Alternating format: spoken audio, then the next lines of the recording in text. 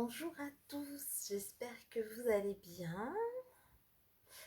Je suis Stéphanie Loyer, je suis la fondatrice de Raise Yourself et ceci est mon troisième live de mon défi 365 jours de live.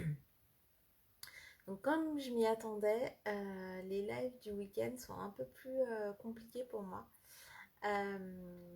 Parce que, comme tous les parents, en fait, c'est des moments le week-end que je prends pour m'occuper de mes enfants. Et j'ai notamment ma fille qui se couche quand même assez tard. Donc je sais que j'ai rarement l'occasion de faire les lives dans la journée le week-end. L'occasion et l'envie d'ailleurs. Et du coup, je sais jamais si ma fille sera couchée quand je viendrai me mettre en live avec vous. Aujourd'hui c'est le cas, donc on verra combien de temps ça dure. C'est pas sûr que ce soit toujours le cas. Euh, mais en tout cas, c'est vraiment important pour moi de tenir ces engagements, en tout cas de tenir mes engagements envers moi-même d'abord et puis envers ce challenge aussi. Et voilà, mais je voulais quand même vous partager ça, le fait que, voilà, pour moi, le week-end, c'est un peu plus compliqué de le faire. Mais je m'y tiens parce que c'est important pour moi. C'est important aussi pour ce que je veux transmettre, voilà, d'être engagé envers soi-même. Pour moi, c'est une des plus belles choses aussi qui existent. Et en même temps, voilà, je voulais quand même vous le poser parce que maintenant, c'est des choses qui sont pas faciles. J'aurais pu choisir de commencer ce défi un lundi, voilà, comme ça j'aurais eu toute la semaine pour m'y faire. Et en même temps, je l'ai fait quand c'était le bon moment pour moi. Le bon moment, c'était jeudi dernier. Et du coup, voilà, je me suis lancée dans cette aventure un peu folle de faire un live par jour, tout en sachant que le week-end, ça serait compliqué pour moi, que pendant les vacances, ça serait compliqué aussi. Et en même temps, j'ai décidé que mes enfants, que toutes les excuses que je peux mettre en avant ne seraient plus des excuses pour moi, ni pour mon expansion, ni surtout pour l'engagement que j'ai envers moi-même et envers mon business. Donc voilà ce que je voulais vous poser aujourd'hui. Et surtout, ce que je voulais partager avec vous, c'est la réponse à la question qu'on m'a posée jeudi, une des questions, qui était en tout cas, qu'est-ce qui a fait que j'ai créé mon entreprise? Qu'est-ce qui a fait que j'ai lâché le salariat pour créer mon entreprise? En fait, je crois que j'ai toujours eu en fait en moi cette idée de pouvoir travailler déjà d'où je voulais. Voilà, donc d'avoir plutôt une, une activité qui me permette vraiment de bouger. Moi, j'adore les voyages. Enfin, c'est quelque chose vraiment qui me tient vraiment à cœur. Et la liberté. Voilà, si vous regardez mon live d'hier où je vous partageais mes valeurs principales, mes valeurs essentielles, il y a notamment la liberté. Et du coup, c'est important pour moi de pouvoir travailler de n'importe où dans le monde. Donc ça, c'est aussi... euh, coucou Stéphane, j'espère que tu vas bien. Merci pour vos likes, pour vos cœurs. Ça me fait chaud au cœur aussi de partager, de connecter avec vous ce soir. En tout cas, ce que je voulais vous dire, c'est que voilà, que ça m'a toujours tenu à cœur de pouvoir travailler de n'importe où. Donc voilà, de pouvoir être indépendante, c'était quelque chose d'assez important pour moi.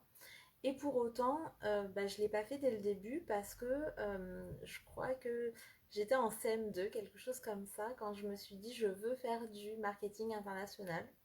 Alors c'est très tôt et en plus je savais absolument pas ce que c'était, donc je sais plus vous dire si c'est parce que c'était peut-être la mère d'une amie qui faisait ça ou si c'est dans un film que j'ai vu ça, mais en tout cas l'image que j'avais et l'image que je donnais à ma mère c'était d'être quelqu'un entre deux avions. Voilà, avec ma valise. Donc voilà, toujours cette idée du voyage, cette idée de la diversité, d'aller découvrir les choses, d'être dans ce milieu un peu international. Et du coup, j'ai mis tout en place en fait après ça. Donc j'avais déjà cette visualisation en tête et déjà cette idée de manifester mes désirs profonds.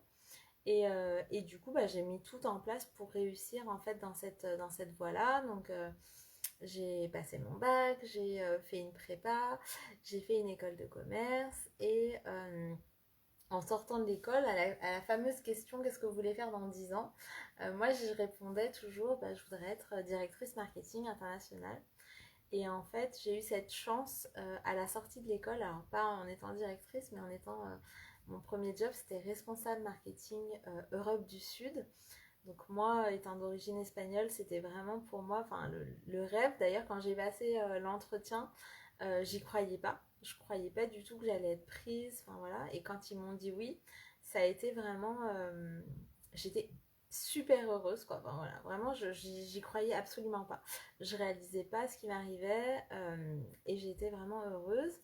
Et du coup, bah, j'ai fait ce que je me voyais faire en CM2, c'est-à-dire je voyageais 2 jours par semaine, donc j'étais toujours à faire à défaire ma valise et bah, j'ai adoré ça. Sauf que bon, bah, les voyages en fait, en voyage d'affaires, c'est pas trop ce à quoi on pense avant de les faire. C'est plutôt, on se lève à 5 heures du mat ou 4 ou 5 heures du mat pour aller prendre son avion à 6 heures. On passe la journée à parler anglais, donc dans une langue qui n'est pas notre langue maternelle.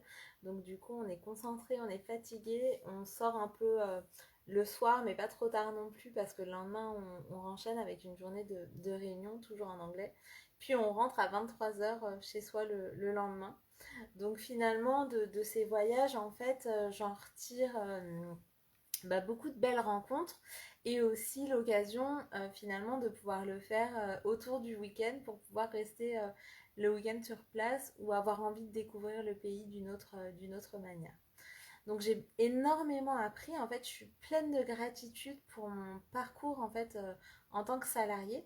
J'ai grandi, donc j'y suis restée 7 ans dans cette première entreprise, puis après bah, j'avais plus de possibilités d'évolution et moi, enfin voilà, la deuxième valeur phare que j'ai, c'est l'ambition et j'ai toujours eu cette ambition aussi professionnelle, voilà, pour que ça m'apporte bah, ce que j'avais envie de vivre derrière.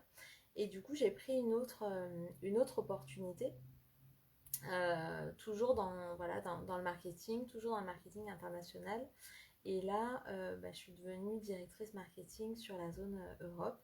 J'ai appris énormément de choses. J'étais dans un grand groupe où j'ai eu des formations magnifiques. Enfin, vraiment, je crois que j'aurais pas pu rêver avoir de si belles formations. Et j'ai été propulsée en fait un petit peu, pas malgré moi, mais en tout cas, enfin voilà, encore une fois, je m'y attendais pas du tout. J'ai été propulsée à la tête d'un réseau de femmes, d'un réseau de 480 femmes en interne. Et j'ai adoré ça. J'ai adoré pouvoir préparer des conférences, préparer comment dire, des tables rondes, préparer des webinaires, préparer plein de choses. Et en fait, je crois que la caractéristique que j'avais et que je voulais vraiment mettre en place, c'était de pouvoir intégrer les hommes en fait dans ces discussions-là, de pas être dans l'entre-soi. Je crois que c'est quelque chose qui me caractérise beaucoup, le fait de pouvoir m'ouvrir aussi à la diversité. Parce que pour moi, honorer sa singularité, c'est super important. Et c'est encore plus important quand on est vraiment beaucoup à le faire en fait, quand on est plusieurs à le faire et que du coup c'est comme ça qu'on fait grandir les choses ensemble. L'entre-soi, je crois que ça tue en fait un peu tout, et la créativité et l'évolution. Et du coup, voilà, donc j'ai pris énormément de plaisir finalement à faire ce rôle-là. Et on a eu pas mal de réorganisations successives dans l'entreprise. Et du coup, j'y voyais plus de sens. C'est-à-dire que je faisais des plans marketing, donc c'était super. C'était des plans stratégiques, donc c'était génial. Mais par contre, je voyais plus du tout l'implémentation en fait au quotidien. Il n'y avait plus la concrétisation en fait de ce que j'avais imaginé. Donc si vous avez vu mes lives en fait d'hier et d'avant-hier ou peut-être d'avant, ou si vous vous connectez à mes posts, vous voyez que moi, ce qui m'anime, c'est vraiment de concrétiser en fait les rêves dans la matière. Et là, en étant salariée, oui, j'avais des visions stratégiques que je mettais en plan marketing et que je devais présenter et soutenir aussi auprès du CIO du groupe. Donc, c'était pas rien. Euh, et en même temps, bah, j'avais pas en fait l'autre côté. C'est-à-dire que à force des réorganisations successives avec des changements de direction, de directive, de vision, on pouvait plus en fait avoir le temps, on n'avait plus du tout le temps de les ancrer dans la matière, de les ancrer dans le réel. Et moi, j'avais eu ces visions stratégiques avec les clients que j'allais voir, avec les clients avec lesquels je négociais et avec le directeur commercial aussi, quand on y allait ensemble. Et du coup, quand on se retournait pour le mettre en place, il n'y avait plus personne. Donc, du coup, on ne pouvait pas aller au bout de la démarche. Et moi, c'est vraiment quelque chose qui m'anime au plus haut point. C'est oui, avoir une vision. Voilà, parce que je pense que sans vision, finalement, on avance sans sens. On perd le sens de tout. Et en même temps, si on n'ancre pas dans la matière, on reste dans quelque chose d'imaginaire qui n'existe pas. Et ça, pour moi, c'est un non-sens aussi. Et c'est pour ça que je suis ce pont, en fait, un peu entre les deux, entre le rêve et la réalité, parce que j'aime, en fait, vraiment ancrer ces choses dans la matière, tout en voyant plus grand, parce que je suis dans l'évolution, en fait, permanente. Alors, qu'est-ce qui m'a fait, pour en revenir à la question initiale, qu'est-ce qui a fait que j'ai arrêté finalement mon rôle de salarié, mon rôle de directrice marketing dans un grand groupe où je gagnais vraiment très bien ma vie, où j'avais une belle voiture, où je pouvais vraiment partir en vacances quand je voulais, enfin quand je voulais, faut peut-être pas exagérer, mais en tout cas dans des destinations de rêve, parce que je pouvais me le permettre, pour finalement aller vers l'entrepreneuriat avec des finances beaucoup plus incertaines. euh, Ça n'a pas été tellement finalement le côté d'avoir mon agenda, de gérer mon agenda comme je voulais. Parce qu'en fait, en étant dans des entreprises américaines, j'ai toujours eu ça. J'ai toujours eu ça. Je me suis toujours débrouillée pour pouvoir faire du télétravail, pour avoir des chefs qui étaient hyper compréhensifs. Alors, certainement, j'ai eu beaucoup de chance, je ne dis pas le contraire. Et en même temps, je pense qu'on se crée aussi sa chance. Et bref, en tout cas, moi j'ai toujours eu cette flexibilité en fait dans mon temps de travail. Et puis surtout, j'avais aussi des chefs qui étaient à l'étranger. Donc du coup, pour eux, ce qui comptait, c'était que le travail soit fait. C'était pas tellement d'où je le faisais. Donc ça a toujours été un point important pour moi. Donc c'est pas forcément ça qui a été vraiment moteur. Par contre, ça a été vraiment de donner du sens à mon entreprise, d'avoir ce sens en fait que je voulais y mettre, de pouvoir aider les personnes, de pouvoir contribuer au monde et du coup de le faire vraiment à ma manière.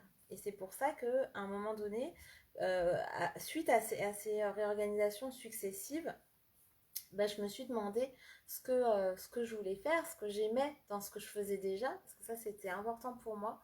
Souvent quand j'ai des gens qui viennent me voir pour des reconversions professionnelles, ils ont l'impression qu'ils veulent, enfin ils me disent mais je veux tout changer. Et donc moi je les écoute, je dis oui oui. Et puis en creusant un peu, on se rend compte que des fois c'est pas tout changer qu'elles veulent ces personnes-là.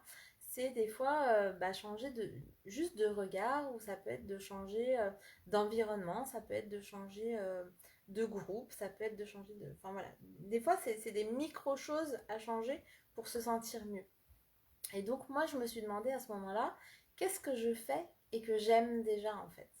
Et donc voilà, donc j'ai répondu à toutes ces questions. Et qu'est-ce que je fais que je ne veux plus faire, et qu'est-ce que je ne fais pas que je voudrais faire. Et en fait, c'est à ce moment-là où je me suis dit, ben voilà, je vais partir. Mais qu'est-ce que je veux? Alors au début, un peu frileuse quand même, je me disais, ben je vais peut-être...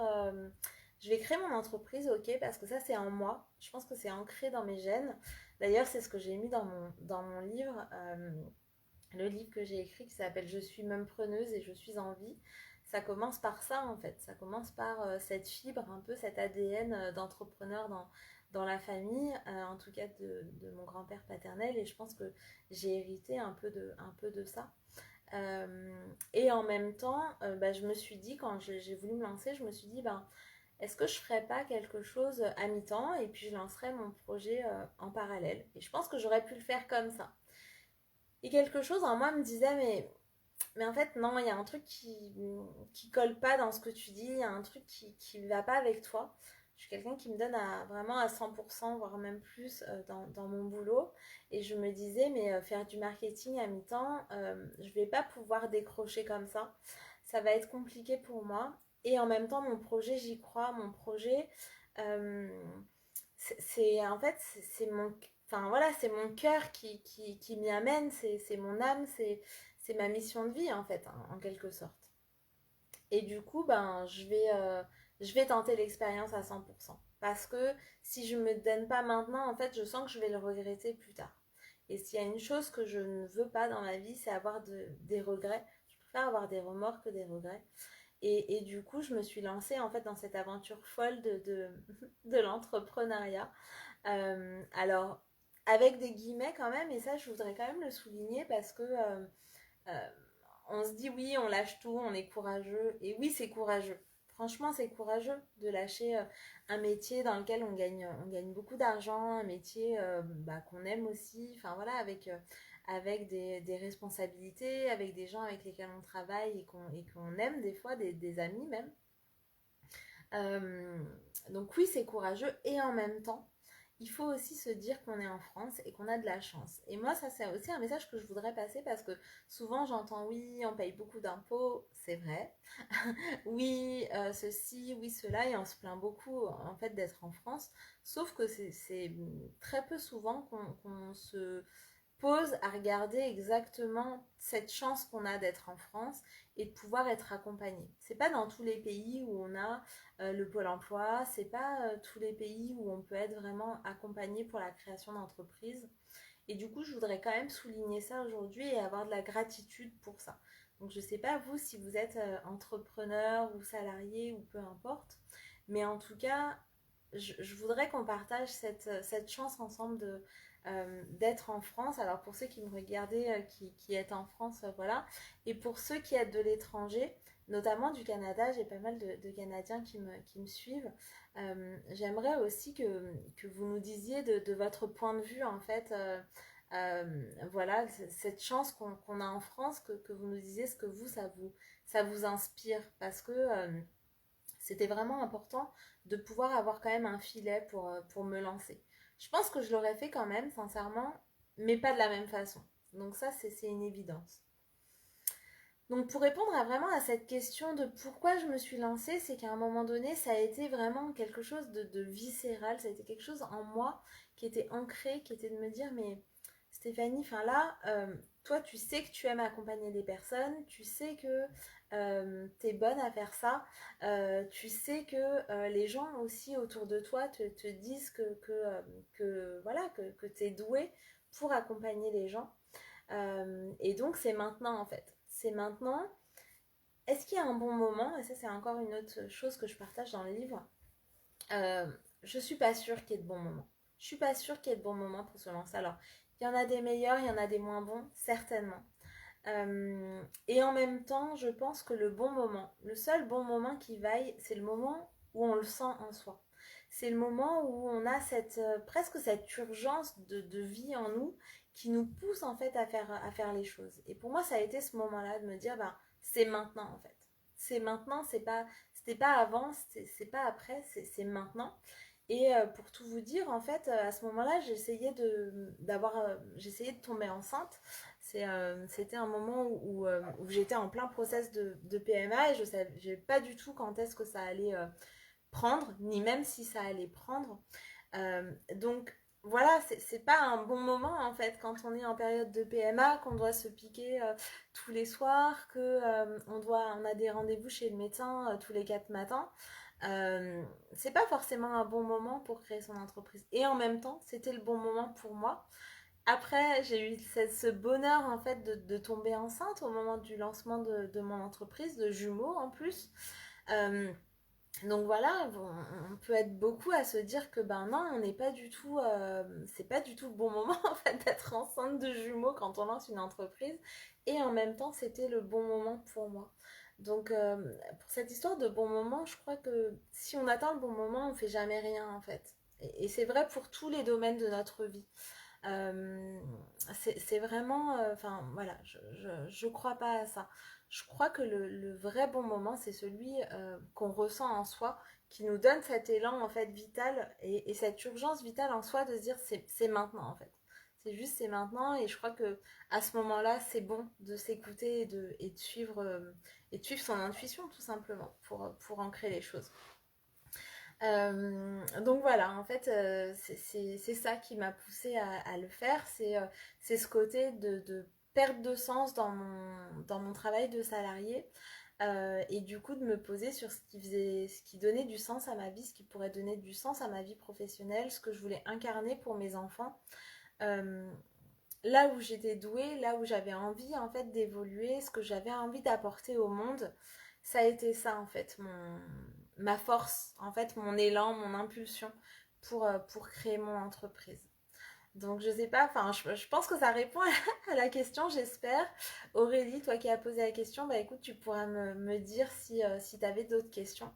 N'hésitez pas en tout cas si vous avez des questions, vous, à me poser là-dessus, si vous voulez en savoir plus, avoir plus de détails, ou si vous avez d'autres questions, s'il y a d'autres sujets que vous voulez que je traite, ce sera avec grand plaisir. J'adore répondre aux questions, donc je suis là pour ça aussi. Et puis, bah pour ceux qui regarderont en replay, mettez-moi un petit hashtag replay. Pour ceux qui étaient là, merci beaucoup pour cette connexion de ce soir. Vous m'avez porté aussi avec votre énergie, donc merci beaucoup.